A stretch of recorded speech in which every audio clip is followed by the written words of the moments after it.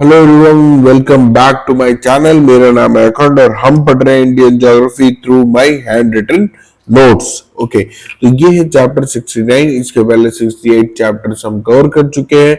तो अब हम जानेंगे non conventional sources of energy. देखिए, मैं पहले बता चुका हूँ, नॉन कन्वेंशनल वो है जिससे पोल्यूशन नहीं होता, और नॉन कन्वेंशनल अभी यूज में भी नहीं है कहीं। ठीक है, कौन से? जैसे हमारा solar energy, wind energy, tidal, geothermal, ये अभी कहीं यूज में है नहीं। और ये ऐसे सोर्सेज है ना जो कभी भी खत्म नहीं होंगे। जैसे अब हवा नहीं खत्म होगी, सनलाइट नहीं खत्म होगी, टाइड्स का आना नहीं खत्म होगा, और अर्थ की जो हीट है वो नहीं खत्म होगी। वो बात अलग है, डूम्सडे आ जाएगा तो सब खत्म हो जाएगा, तो हम वहां नहीं जा रहे हैं। बस अभी यहीं पे एनसीईआर, ये क्या है? ये डिपार्टमेंट जो है नॉन कन्वेंशनल एनर्जी रिसोर्सेज का, वो कब सेटअप किया गया था? सेटअप किया गया था 1982 में। ठीक है, और इसकी मिनिस्ट्री कौन सी है? इसकी मिनिस्ट्री भी है NCER, non conventional energy resources ministry. ठीक है, अच्छा, मैक्सिमम इंस्टॉल्ड कैपेसिटी कितनी है इंडिया में? तो देखिए, ये है 17%। बस आपको परसेंटेज थोड़ा ध्यान रखना है, ये कितना मेगावाट है इसको नहीं ध्यान रखना। इन 2012 कितनी है थी? ये थी 12%। ठीक है, तो अब ये बहुत रैपिडली बढ़ रहा है इंडिया में, क्योंकि वर्ल्ड तो वर्ल्ड, पूरी दुनिया में ये जान रहे हैं कि जो हम मिनरल फॉसिल फ्यूल जो हमारे से निकाल रहे हैं वो कितना ज्यादा पोल्यूट कर रहे हैं। इसकी वजह से अब जो है हम हमारा focus non conventional sources of energy की तरफ फोकस कर रहे हैं। ठीक है, तो अब हम एक एक देखेंगे सबको। तो पहला हमारा है सोलर एनर्जी। सोलर एनर्जी के लिए राजस्थान हमारा बेस्ट है। ठीक है, तो इसका यूटिलाइजेशन हम कैसे कर सकते हैं? तो दो तरीके से कर सकते हैं। पहला, फोटोवोल्टिक सेल्स लगा के। अब फोटोवोल्टिक सेल्स क्या होता है? उनको सोलर सेल्स भी कहते हैं। अभी कैसे काम करते हैं ये हम देखेंगे हमारे साइंस एंड टेक के लेक्चर में, बहुत अच्छे से मैं आपको एक्सप्लेन करूंगा। और हो सकता है अगर आप ये बाद में लेक्चर देख रहे हो तो अभी तक आ भी चुका होगा, तो आप जाके चैनल में साइंस एंड टेक की प्लेलिस्ट फॉलो करके पूरा साइंस एंड टेक भी वहां से तैयार कर सकते हैं। नेक्स्ट, दूसरा हम यूज कर सकते हैं हीटिंग से। जैसे कि सोलर एनर्जी आ रही है, अभी भी साउथ इंडिया में बहुत जगह ये यूज होता है, इंडिया में भी बहुत जगह यूज होता है, यह वर्ल्ड में भी बहुत जगह यूज होता है कि गर्म के पानी को एकदम गर्म कर लिया जाता है। अब ऐसे बोलेंगे कि गर्मी में हम पानी गर्म करके क्या करेंगे? देखिए, पानी इतना गर्म हो जाता है कि आप इससे चावल भी बना सकते हो। ठीक है, तो इतना हीट होता है ये। नेक्स्ट हमारा फोटोवोल्टिक सेल।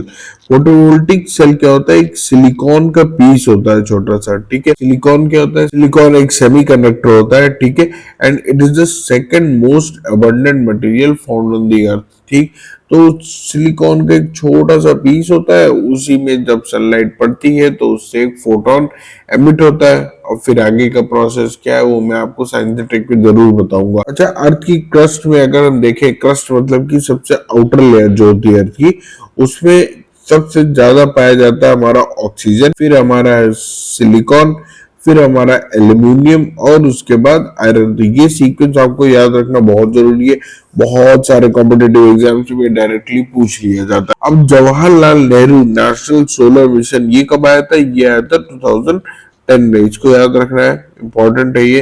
देखिए, इसमें याद तो सभी कुछ रखना है। क्यों? क्योंकि बहुत ही सिलेक्टिव चीजें हैं जो मैं लेके आया हूँ आपके लिए, क्योंकि इसमें बहुत बहुत सारा डेटा है जो कि हमको यूज नहीं पड़ता है यूजली, पर कोचिंग वाले पढ़ाते जरूर है, ये भी पढ़ो, वो भी पढ़ो, वो भी पढ़ो, जिससे कि आप लोग को एकदम भर दिया जाए मटेरियल से। पर इसमें ऐसा नहीं है, तो सिर्फ बहुत ही सिलेक्टिव चीजें लाए। By 2022 20 kilo megawatt electricity produce की गई। ठीक है, और उसको अचीव करने के लिए क्या किया? बहुत सारी सोलर वैलीज लगाएंगे। अब सोलर वैलीज क्या है? बहुत सारा खाली ग्राउंड पड़ा है, उसमें क्या कि एक लाइन से सोलर पैनल्स लगाए गए, तो इसको जो हम कहते हैं सोलर वैली। तो इसका यूज क्या किया गया?